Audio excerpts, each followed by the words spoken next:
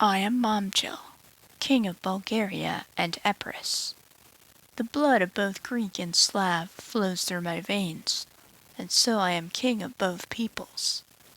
From the frozen plains of the north to the southern shores of the Mediterranean, pilgrims flock to our great capital, kneeling before me to beg for my love and protection. Truly, my domain stretches out before me in all directions. I need only claim it. An empire worthy of Rome. Welcome back to Crusader Chronicles. Our next ruler here in our Bulgarian series, King Momchil of Bulgaria, but also King of Epirus. Our first dual king here. We worked so hard to get one kingdom, and then our second kingdom came much faster there.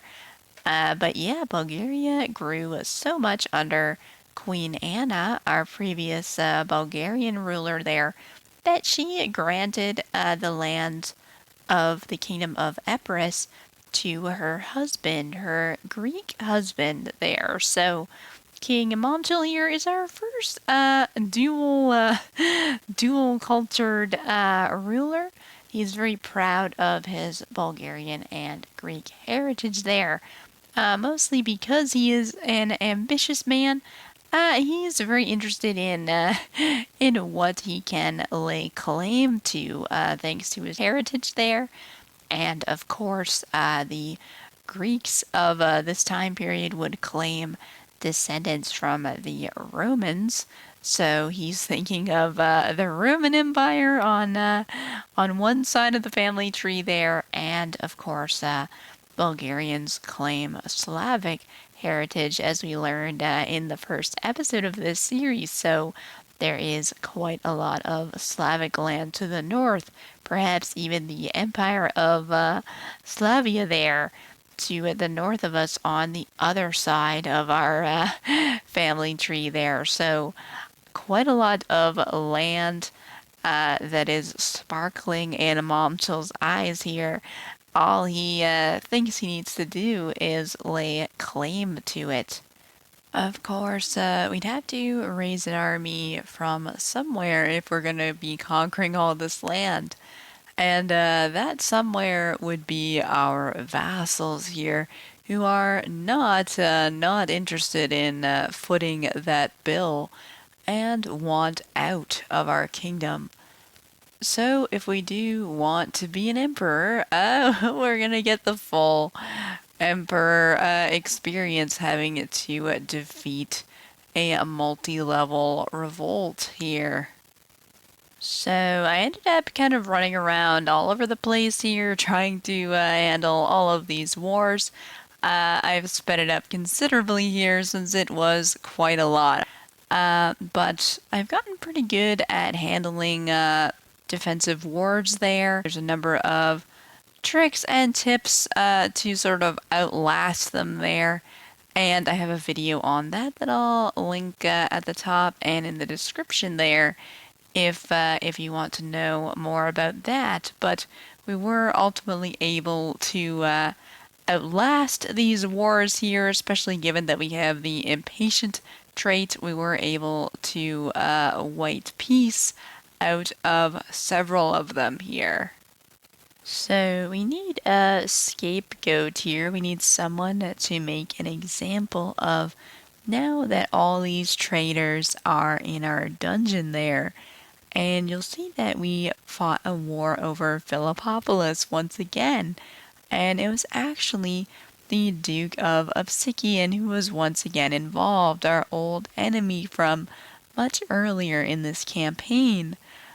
So our mother was able to put those conflicts behind her and work together with Obsikian and Philippopolis, but we are not so forgiving, and this is the perfect example to be made that we will not be crossed. Once, certainly not twice. So we have blinded the Duke of Obsikian. So now that the revolts have been dealt with, we can finally fully assert our authority here. We're going to form a hybrid culture between Greek and Bulgaria because we, of course, are the living embodiment of both of them in one man here. We do meet the requirements. We had to have enough cultural acceptance and also hold Greek land, which we do in Epirus there. So we are all set to form a hybrid culture here. And so you can see on the first tab, I went with South Slavic heritage, but otherwise we are Greek speaking and didn't have an option to change our martial custom there. Men only. I assume that comes from our religion there. And then these will be the traditions of our new culture here. I was trying to make sure that I didn't go fully Greek. I might as well just convert to Greek rather than making a hybrid culture. So I tried to keep elements of both. But it was a little bit tricky because Bulgarian culture in the game is already so similar to Greek culture there. So I had to kind of pick little pieces there where I could. So we ended up here with formation fighting experts, which was much better than our stand and fight modifier. It gave us specific bonuses to our archers and spearmen, which is pretty good since we're in mountainous terrain, at the cost of horsemanship there, which is fine since I kept the Coney Raid modifier there.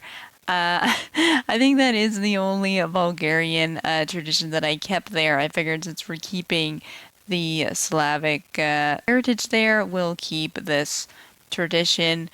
Even though, as I said, it was really difficult fighting with horses in our mountainous terrain there, I needed to keep something from Bulgarian culture, so that is what I went with there.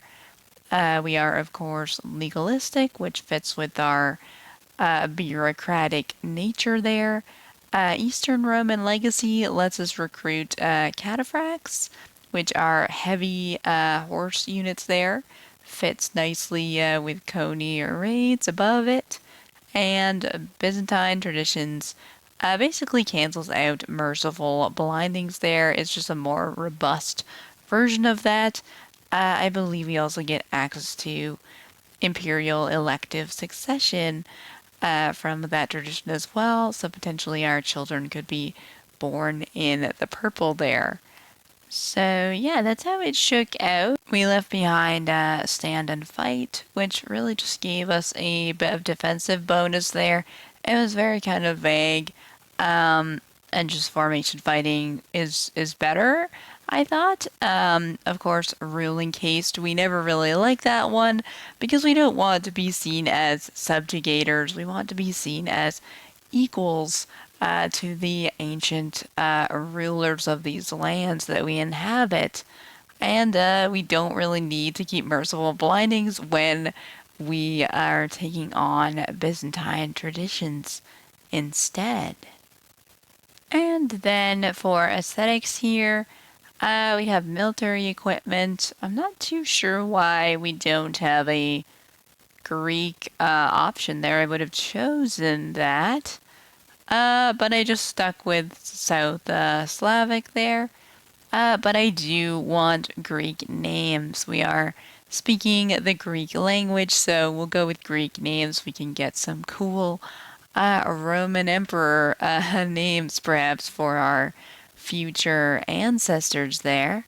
Architecture, we don't have a choice. It's Mediterranean. And fashion, we're going to use fashion from both cultures there. It looks like they're fairly similar anyway, so we'll go with both cultures for that. And the last option here, the coat of arms, we're going to go with coat of arms from both cultures there. And there we go. There's our new hybrid culture there. You can see the traditions that we chose on the left there. And we have this nice PR spin about how Greek and Bulgarian people have become increasingly close over the years. In reality, in this story, it's mainly our own ambition and us asserting our authority as the living embodiment of both of these cultures, and perhaps the living embodiment of a future emperor there. But sure, we'll let the PR guys have this one.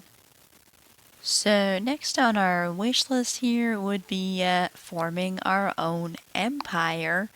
But you can see that we're pretty far away from the requirements here. We're definitely not prestigious enough, and we have like a third of the realm size that we would need to have. So instead, I took a look at some of our special decisions here, one of which is to unite the South Slavs here. And in terms of requirements, you can see that we do have South Slavic culture there. Our primary title is in the correct region there, Bulgaria, and we just have to completely control the region of South Slavia. So if we do that, we can see that we've almost got all of the required territory there. We just have to push into Serbia and Croatia in the top left there, the top left corner of that white outline there. We did pretty well. You can see that we have expanded the northern parts of our realm there, the northeast and the northwest. But unfortunately, Momchil's life was cut short here. He died fairly unexpectedly. It kind of put a shocking end to our plans there. And so we did have a little bit of a succession drama here. Our eldest son, Stephen, Prince Stephen there, just has terrible stats there. You can see he is lazy, compassionate, trusting, and has a 1-star military education there. So just not ruler material at all there. We did marry him to a landed duchess, though, I believe. Oh, the Duchess of Vidin, it looks like. So he will have a little bit of land for his descendants to hold there, but we disinherited him from rulership of Bulgaria. So our next son in line for the throne there was Prince Cosmo of Bulgaria, and he didn't turn out much better. He's a little better than Stephen, but still has quite weak stats, and we consider him to be very reckless. He is fickle and vindictive, and he's gotten himself injured there, so we have very high standards for our kingdom, and so far none of our sons are meeting them here. We did grant Cosmo some land. I believe we granted him Dyrrachion, actually, because we married him into a Croatian house, I believe. So we figure if he wants to fight, let him conquer those lands himself there, but he will not be king of Bulgaria. So we ended up with this young man as our heir, Prince Theodosius, our youngest son. And it's pretty interesting because I looked up Emperor Theodosius, and it said that he was posted to Moesia when he was a Roman general. So perhaps that is why he was given his name here. And seems like a gentle young man there, but you can see already he's got 10 diplomacy and learning, and he's not quite of age, so we fully expect him to grow into his abilities here, kind of like some of the previous characters in this campaign so far. So I think Momchil expected to live long enough to see his son come of age. But with our early death here, we left a child on the throne. He didn't get executed or disfigured, as is typical perhaps for the Roman Empire. But Theodosius is only a child and at the mercy of his council, including his own father-in-law here, the Duke of Thessaly, a very brutal and cruel man who wasted no time in letting the young king know who the real power behind the throne was here, beating him into submission until he became craven and withdrawn. So our vassals who had suffered under Momchil's reign and authority here wasted no time in taking back whatever they could under the reign of the much weaker King Theodosius. And so the realm is left to Momchil's grandson, King Traianos of Bulgaria. He is an ambitious man with a warrior's spirit, and he is haunted by dreams of the white stag, the animal that he believes symbolizes his ambition and the fulfillment of his destiny. So I think we'll leave that for next time. You'll have to check back next time to see if King Traianos is able to achieve his dreams, whether that be truly capturing the white stag or maybe even something more, maybe even fulfilling his grandfather's dream of an empire. But if you liked the story so far, please do subscribe. It helps us out a lot. We're so close to 100 subscribers now. So do subscribe if you are enjoying following along. And we'll see you next time on Crusader Chronicles.